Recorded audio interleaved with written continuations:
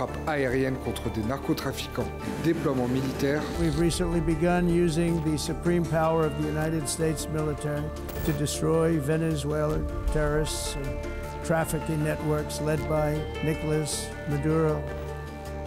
Cette semaine, dans la grande histoire, je vous raconte l'escalade de tensions entre les États-Unis et le Venezuela.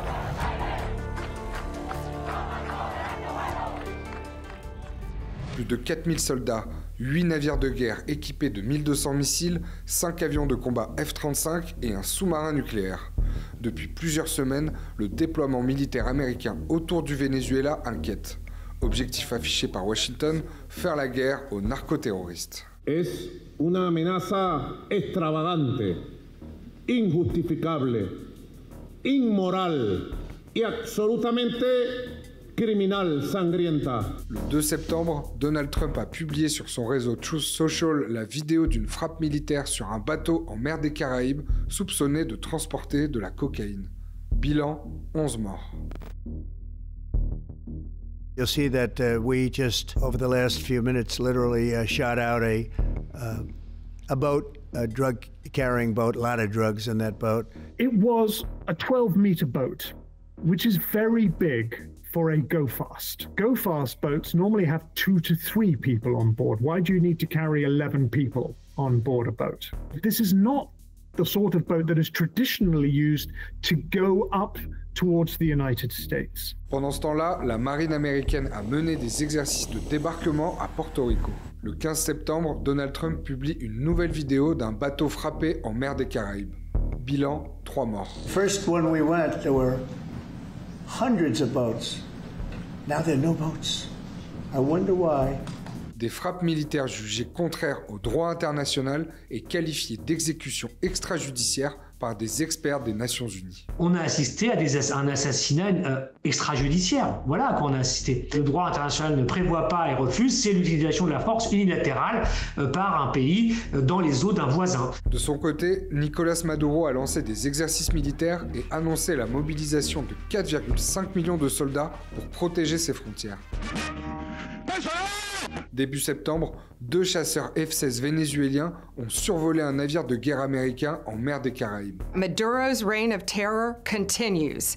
He is one of the largest narco-traffickers in the world and a threat to our national security. Le 8 août, la tête de Nicolas Maduro a été mise à prix pour 50 millions de dollars par le département de justice américain. Les États-Unis accusent le président vénézuélien d'être à la tête d'un narco-État. Mais est-ce que cette accusation est justifiée? That's a big one. Yes, sir. People have wanted to do this for years. Le 20 janvier 2025, jour de son investiture, Donald Trump signe un ordre exécutif pour désigner les cartels de drogue comme organisations terroristes. They're killing our people. They're killing 250, 300,000 American people a year. Parmi les organisations inscrites sur cette liste figure le gang vénézuélien Tren de Aragua. Tren de Aragua became one of the rallying calls for President Trump's campaign. Tren de Aragua is being used as the name to describe all types of Venezuelan gangs. It's not accurate. There are dozens of Venezuelan gangs operating in Venezuela and abroad. The Venezuelan prison gang, the toughest gang, they say, in the world, known as Tren de Aragua.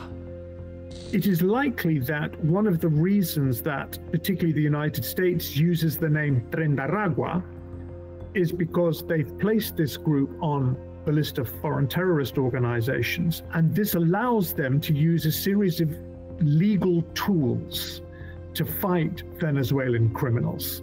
What will stop them is when you blow them up, when you get rid of them. Au mois de mars, plus de 200 membres présumés du Tren de Aragua ont été expulsés des États-Unis vers une prison de haute sécurité au Salvador. Et pour Donald Trump, le chef du Tren de Aragua n'est autre que Nicolas Maduro. What is his message to him? Well, I would say this right away. Stop sending Tren de Aragua into the United States. Stop sending drugs into the United States. We believe today nobody's directing Tren de Aragua, much less Nicolas Maduro. Le département de justice américain accuse le président vénézuélien d'être à la tête d'une autre organisation criminelle, le cartel de Los Soles. Maduro uses foreign terrorist organizations like TDA, Sinaloa, and Cartel of the Suns to bring deadly drugs and violence into our country. The Cartel of the Suns, it isn't a cartel in the traditional sense that controls all the links in the drug trade and is centrally directed. Much of the Venezuela drug trafficking world is embedded in the state, but they're not connected. There are lots of different people doing their own thing, and Maduro is not sitting on top of it going, you send a shipment here, you send a shipment there. L'État vénézuélien est donc gangréné par la corruption et le trafic de drogue. Mais est-il pour autant, comme l'affirme l'administration américaine, un narco-État? Des relais, des complicités, des gens qui vivent du narco, y compris dans l'armée ou dans l'État vénézuélien, c'est un fait. Dire que c'est un narco-État, ça ne veut pas dire ça. Ça veut dire que c'est une politique d'État. C'est ça que ça veut dire. Ça veut dire que l'État est organisé pour faire du trafic de drogue. The Maduro regime is not the legitimate government of Venezuela. It is a narco-terror cartel. Alors évidemment, l'accusation est très lourde parce que c'est ça qui justifie après, juridiquement et politiquement, pour Washington de pouvoir dire qu'il faut changer le régime. Accusé d'être l'un des plus grands trafiquants de drogue au monde, Nicolás Maduro est devenu l'ennemi numéro 1 des États-Unis. Pourtant, selon l'ONU, 75% de la cocaïne destinée aux États-Unis transite par le Pacifique, contre seulement 10% par le Venezuela. Le gros de la production part surtout par l'Équateur. Aujourd'hui, l'Équateur est devenu le hub d'exportation de la cocaïne. En ce qui concerne la stratégie militaire américaine, on se demande vraiment si le recours à des missiles Tomahawk et un sous-marin nucléaire est la solution la plus adaptée pour combattre les narcotrafiquants. Alors, à quoi joue réellement Washington? Évidemment, on comprend bien que la réponse, elle est politique, elle est géopolitique, elle n'est pas motivée exclusivement par l'efficacité sur la lutte contre le narco. Pour bien comprendre l'origine des tensions actuelles, il faut revenir un quart de siècle en arrière. It was a great country 20 years ago, and now it's a mess, right?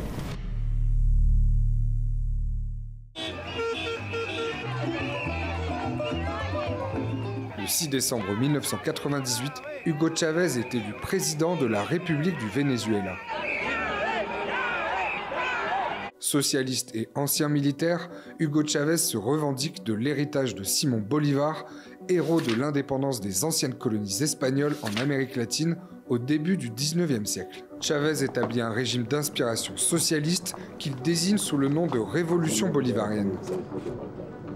Pour redistribuer les richesses, il met en place un ensemble de réformes comme la nationalisation de l'industrie pétrolière. Le Venezuela est tout simplement le pays qui dispose des réserves de pétrole les plus importantes au monde. Devant l'Arabie Saoudite et les pays du Proche-Orient, c'est pas le pays qui est le plus gros producteur, très très loin de là, mais c'est le pays qui dispose de plus de réserves disponibles. Chavez rompt avec le partenaire historique du Venezuela, les États-Unis, dont les compagnies exploitent les richesses pétrolières depuis le début du XXe siècle. Los que insurgimos contra el imperialismo norteamericano, los que clamamos por la libertad plena del mundo, por la igualdad de los pueblos, por el respeto a la soberanía de las naciones. Alors tout au long du XXe siècle, le Venezuela était dans l'orbite, disons, des États-Unis. Toute l'industrie pétrolière vénézuélienne a été construite par les majors du pétrole américain et tout le pétrole quasiment vénézuélien au XXe siècle partait directement dans les tuyaux jusqu'aux États-Unis. En 2002, Hugo Chavez est victime d'un coup d'État militaire.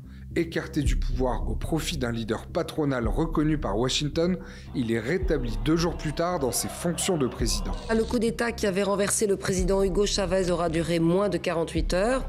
Il a regagné triomphalement le palais présidentiel et lancé un appel à l'unité nationale. Cet épisode renforce un peu plus l'anti-américanisme d'Hugo Chavez qui invective à plusieurs reprises le président américain George W. Bush. Eres un burro, Mr. Danger. You are a donkey, Mr. Bush. En 2004, Hugo Chavez crée avec le dirigeant cubain Fidel Castro l'Alliance bolivarienne, une organisation de coopération commerciale, politique et culturelle pour contrer l'influence états-unienne.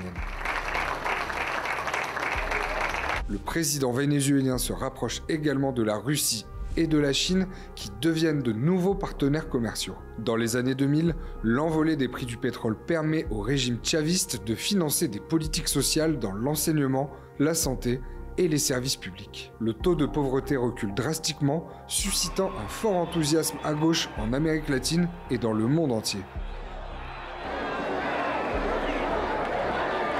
Mais en 2008, les cours du pétrole s'effondrent. L'économie vénézuélienne, largement dépendante de sa rente pétrolière, plonge dans une profonde récession. Le trafic de drogue devient alors une manne financière de premier plan. The history of Venezuelan drug trafficking was the history of Colombian drug trafficking, because it was the Colombians that used to run all the routes going through Venezuela. That began to change after Hugo Chavez took power in Venezuela. Premier producteur mondial de cocaïne, la Colombie est, dans les années 90, le théâtre d'affrontements entre les FARC, une guérilla marxiste, et des forces paramilitaires d'extrême droite. Dans ce contexte de guerre civile, les belligérants se financent grâce au trafic de cocaïne.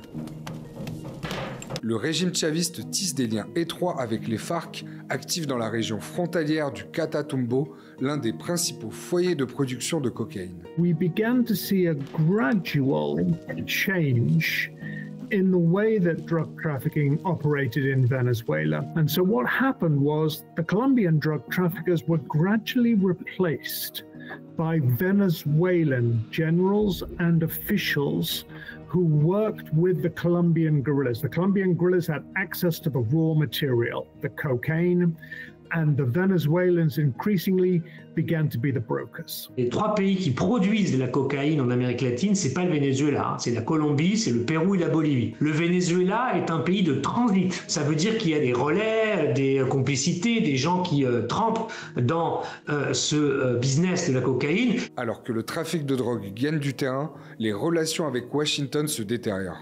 Après l'échec du coup d'État de 2002, Hugo Chavez expulse du Venezuela la DEA, l'agence fédérale américaine de lutte contre la drogue. Over time, the US mission began to shrink until such time as now there is no active US embassy in Venezuela, which means that the US counter-drugs and intelligence are rather blind in Venezuela.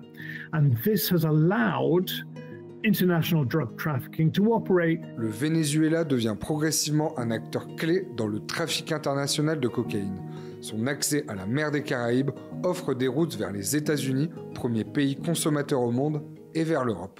Une prise record, 1,3 tonne de cocaïne a été saisie dans un avion d'Air France. Le 11 septembre 2013, à l'aéroport Charles de Gaulle, les autorités françaises procèdent à la plus vaste saisie jamais enregistrée en France métropolitaine. La drogue était dissimulée dans une trentaine de valises à bord d'un avion Air France en provenance de Caracas au Venezuela. 17 suspects, dont plusieurs hauts gradés militaires vénézuéliens, ont été arrêtés dans cette affaire. It also was one of the earliest indications of just how deep drug trafficking had penetrated organs of the Venezuelan state. The military were actually the ones that loaded the cocaine onto the plane, which showed that this drug trafficking network had complete control of Maiquetía Airport and could operate with total impunity.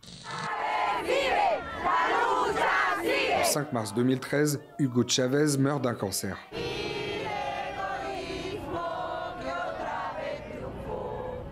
Son vice-président Nicolás Maduro assure l'intérim à la tête de l'État.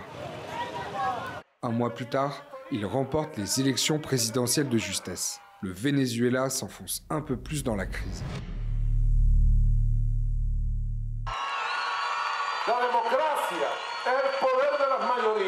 Longtemps considéré comme l'un des pays les plus prospères de la région, le Venezuela plonge dans la récession. Hyperinflation, accroissement de la pauvreté, effondrement des systèmes de santé et d'éducation. En une décennie, le produit intérieur brut recule de 80%. Au milieu des années 2010, la récession économique déclenche une crise migratoire sans précédent. Près de 8 millions de Vénézuéliens quittent leur pays en quête d'un avenir meilleur. C'est l'un des mouvements de population les plus massifs de l'histoire de l'Amérique latine. En 2017, des centaines de milliers de personnes descendent dans les rues de Caracas pour manifester contre la vie chère, les pénuries et les dérives autoritaires du président Nicolás Maduro. La répression du mouvement par le régime chaviste fait plus d'une centaine de morts. Cette année-là, Donald Trump, récemment arrivé à la Maison-Blanche, renforce les sanctions économiques en limitant l'accès du Venezuela aux marchés financiers internationaux. En 2018, la réélection de Nicolás Maduro marque un nouveau tournant. L'opposition conteste les résultats, tout comme une partie de la communauté internationale, les États-Unis en tête. People are starving, they're being killed, they're being beaten. What's going there is unfathomable. En 2019, les sanctions contre le Venezuela sont élargies au secteur pétrolier et gazier, avec pour objectif affiché de pousser Nicolás Maduro à quitter le pouvoir. We have continued to expose the corruption of Maduro and his cronies, and today's action ensures they can no longer loot the assets of the Venezuelan people. Ce sont des sanctions financières, des sanctions économiques, des sanctions commerciales qui ont donc en fait eu pour effet une déflagration de l'économie vénézuélienne qui était déjà mal en point et qui après a dû subir en plus la pandémie de Covid-19, tout ça était à la même époque et c'est comme ça que l'administration américaine a pensé que Maduro allait tomber, et ce qui n'est pas arrivé. Le régime chaviste résiste et la tension monte entre Nicolás Maduro et Donald Trump qui agitait déjà la menace d'une intervention militaire.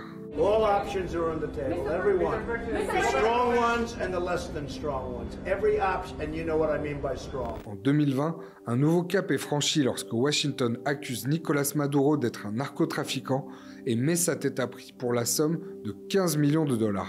As alleged, the Maduro regime is awash in corruption and criminality. Déjà à l'époque, il y avait le fait que Trump considérait que le président vénézuélien n'était pas légitime, qu'il était déjà lié aux narcos. Pendant le mandat de Joe Biden, les relations entre Washington et Caracas connaissent peu de changements.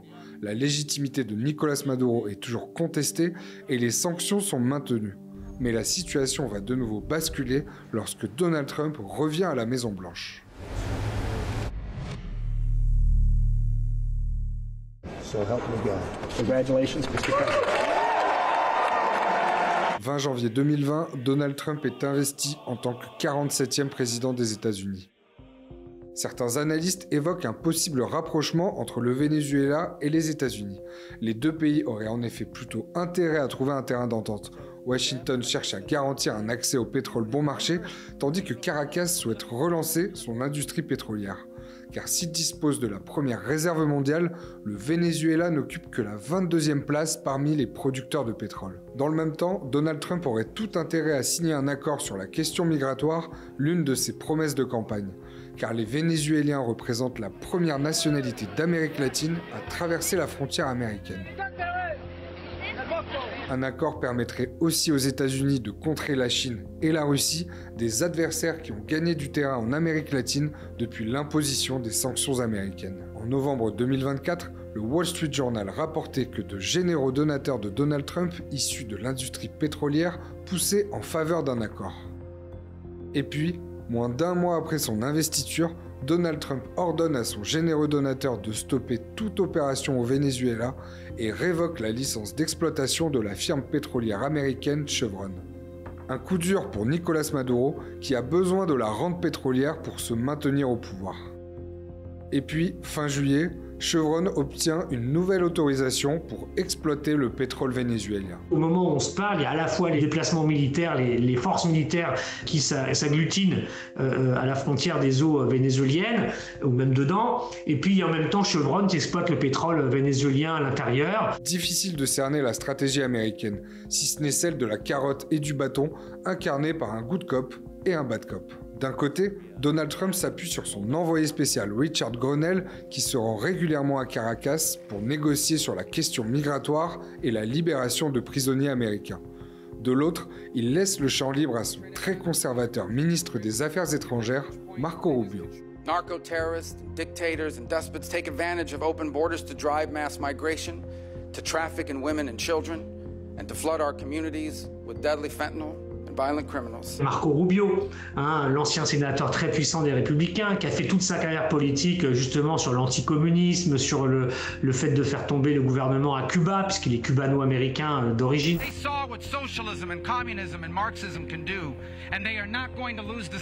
C'est quelqu'un de très puissant et puis qui représente effectivement un petit peu le courant néoconservateur traditionnel américain, qui n'est pas celui naturellement de Donald Trump. Le déploiement militaire au large du Venezuela laisse penser que la ligne néoconservatrice l'a emporté. Mais alors, jusqu'où cette crise pourrait-elle mener ?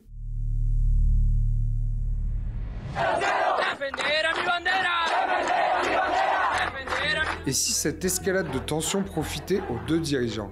Car dans cette démonstration de force de part et d'autre, chacun y trouve son compte. Trump met en avant son action dans la lutte anti-drogue, tandis que Maduro consolide l'unité nationale autour de lui.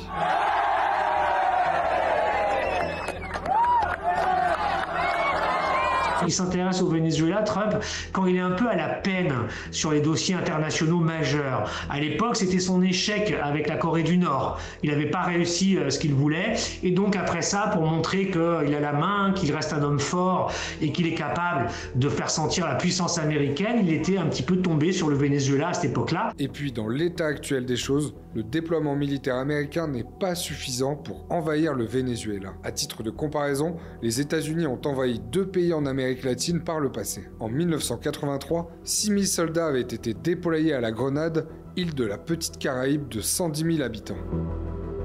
Et puis, en 1989, l'armée américaine avait déployé 27 000 soldats au Panama, pays de 2,5 millions d'habitants, pour déloger leur ancien allié, le dictateur Manuel Noriega. On n'est pas dans des ordres de grandeur applicables à un pays comme le Venezuela, qui a une superficie très importante et qui est un pays dans lequel aujourd'hui il y a à peu près 25 millions d'habitants. Les forces actuelles ne permettent pas une occupation et une invasion par les États-Unis. Si une invasion américaine semble peu envisageable à ce stade, les États-Unis peuvent toujours, avec leur puissance militaire, frapper le Venezuela. Vous pouvez avoir des actions militaires chirurgicales, ciblées, détruire le palais présidentiel, ou détruire des cibles, agir et décapiter la direction du gouvernement. The president's been very clear that he's going to use the full power of America and the full might of the United States to take on and eradicate these drug cartels. Washington pourrait aussi mettre en place un blocus maritime pour isoler un peu plus le Venezuela et affaiblir le pouvoir chaviste. Ils peuvent intercepter des bateaux, ils peuvent empêcher les bateaux vénézuéliens qui exportent du pétrole vers la Chine de partir, ils peuvent interdire des bateaux qui viennent livrer tout ce que consomme le Venezuela qu'il importe. Il y a toute une gamme graduelle qui peuvent quand même causer beaucoup de dégâts à ce pays. Difficile de lire l'avenir, d'autant plus avec l'imprévisibilité qui caractérise Donald Trump. Toutefois, cet arsenal militaire officiellement déployé dans le cadre de la guerre contre les cartels, a mis un coup d'arrêt au trafic de drogue en mer des Caraïbes. Nobody is going to be launching a go-fast boat off the Venezuelan coast at the moment. Not while the warships are there that all have radar. And our sources on the ground in Venezuela have said all drug trafficking is frozen at the moment. Even those drug traffickers that operate with the blessing of the Maduro regime have stopped. Et depuis la montée en tension entre les deux pays, Nicolás Maduro a annoncé plusieurs opérations pour lutter contre le trafic de drogue. Cependant, de l'autre côté, au sud du Venezuela, les routes de la cocaïne continuent d'opérer. They go into Guyana, Suriname, French Guiana, and northern Brazil. That route is still operational, and we have information that drugs are still moving there. This change in strategy by the US is not going to stop drug trafficking, but it may force the drug trafficking organizations to adapt the way they operate. What we have to remember is that drug trafficking is one of the most agile and well-financed businesses on the globe.